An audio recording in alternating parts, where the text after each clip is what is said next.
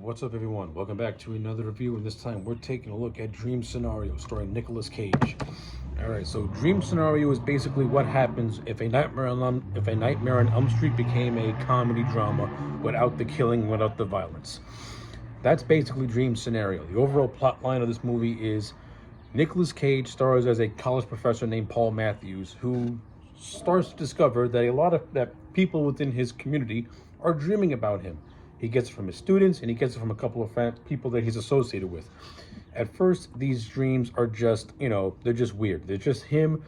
They're just these people having these weird dreams, and he just, appears as like an overlooker, as like an onseer, but nothing really. But he doesn't do anything. But as the film progresses, we see that the dreams that people start to have of Paul start to get a little bit more violent, start to get a little bit more questionable, and this starts to have an effect on his life, in which everything starts to crumble all around him, and still no one can find a solution, can find out a reason as to why he's appearing in these dreams. So yeah, that's the overall basic plot line of Dream Scenario. So let's talk about it. Overall, I thought Dream Scenario was actually a very good movie. I think this film showed that Nicolas Cage can act. That Nicolas Cage is a very capable actor. He's always been a very capable actor. He's just transformed into a meme in the last I don't know, decade or so, because of his wackiness and his zaniness. But if you actually sit down and watch a Nicolas Cage performance, the man knows what he's doing. The man knows how to get the right emotions in the right scenes, and Dream Scenario is no different. Seeing Nicolas Cage as this mild-mannered family man who is at first, curious about why everyone's dreaming about him, and is, you could say, wants to know more about it, and what the people who are dreaming are actually experiencing it, and what he's doing in those dreams. Like, he's very interested in it, but then as the film progresses, the dreams that people have of him get much worse, to the point where he's actually physically attacking them or sexually assaulting them.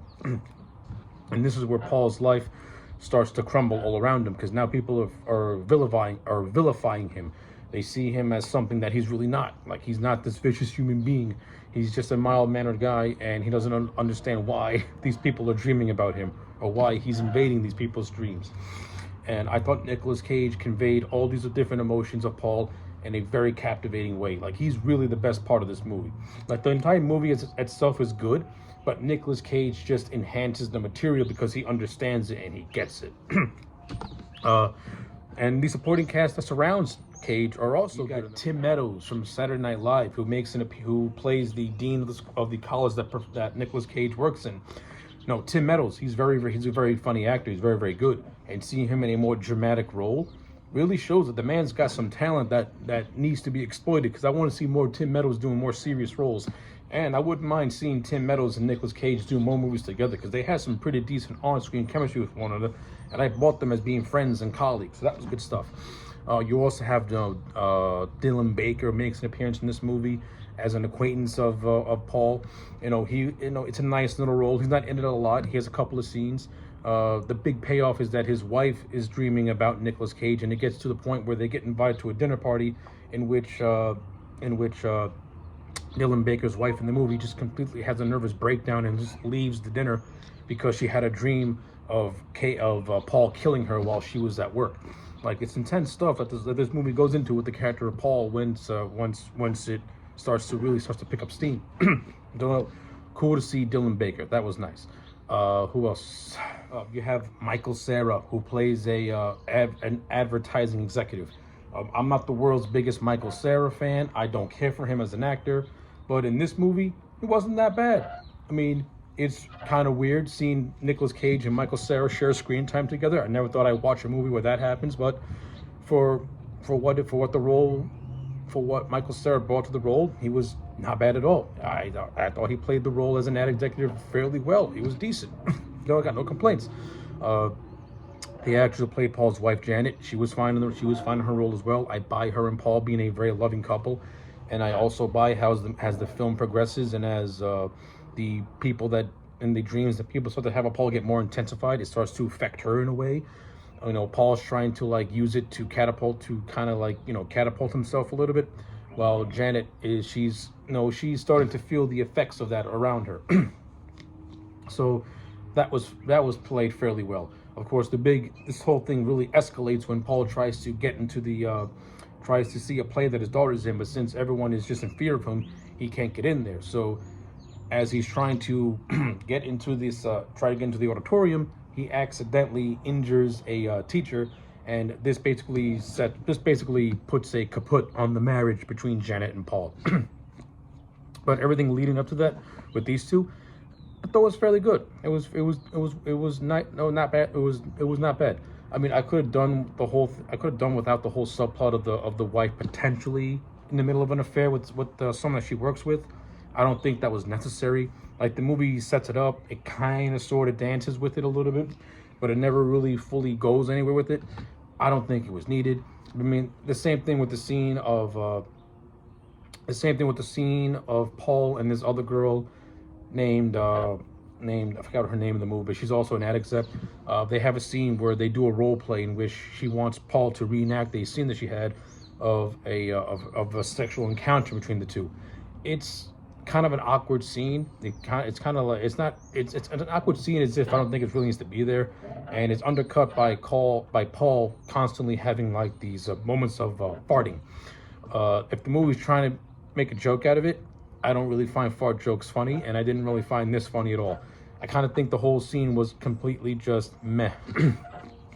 It's basically a weird sex fantasy being played out. Not that you could not have done this in this movie, but I think it could have been done in a way that was actually a little bit better and didn't feel so awkward. At least to me, it felt awkward, in a sense as if I understand where the filmmakers are going with it. I just think it was executed in a very, very shaky balance. Like, it could have been done much better if it was more tighter. That's what I'm trying to get at. But you have other scenes of Paul like killing kids with hammers and strangling someone in their dorm room, and this is what leads to Paul more or less being expelled from the college that he's tenured in. Now he's basically a man without a job. Now everywhere he goes, people just look at him crazy, like he's crazy. He can't enjoy a meal in a diner. He can't see his child's play.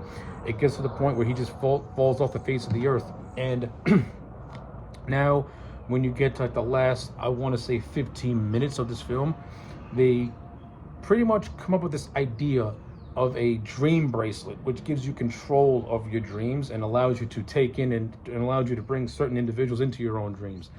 I think this was a concept that should have been introduced a little bit earlier in the movie, or at least have a couple of scenes of the guy that creates this dream bracelet to be inspired by the idea to create this dream bracelet.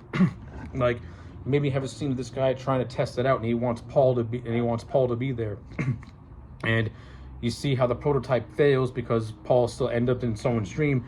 But in the side story, throughout the course of the film, you keep building up till you eventually get to the ending, in which Paul dreams of his wife, in a scene that was set up earlier in the movie, in which Paul's wife had said, "Hey, I want to have a dream about you wearing like a Talking Heads shirt that David Byrne wore, suit that he wore," and that's ultimately how the movie ends. So yeah, overall, I think Dream Scenario is a very good movie. I thought it was very tightly directed, very tightly written for the most part. I will go down and say that of the modern era, this is one of Nicolas Cage's best performance in a dramatic role that does not involve him doing anything crazy. Like, you do get some Cage rage in this movie, but it's subdued, realistic Cage rage, and not over the top Cage rage.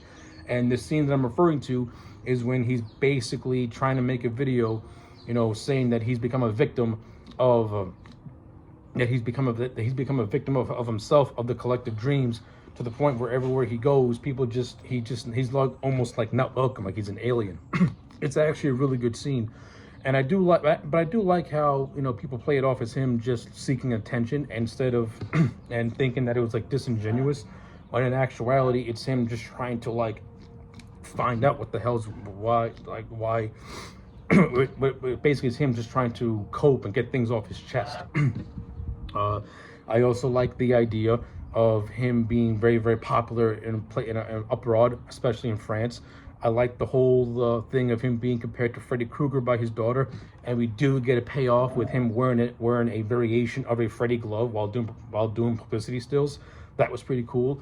I don't care if it's Nicolas Cage. I want a movie of Nicolas Cage playing Freddy Krueger, because I think that would be just absolutely bonkers, off the wall, awesome. I don't care. So yeah, with all that being said, I'm going to give Dream Scenario I'm going to give it a solid 8 out of 10. I thought this was a very, very good movie. I don't think this is a masterpiece by any stretch of the imagination, but I do think it was very solid. It had a good blend of drama and comedy. I mean, I do think you do get some like tonal confusion a little bit, but overall, it's tightly directed, brilliantly acted, and yeah, I recommend Dream Scenario. So yeah, those are my thoughts. Let me know yours in the comments sections down below. Like the video and subscribe, and I'll check you back next time for more.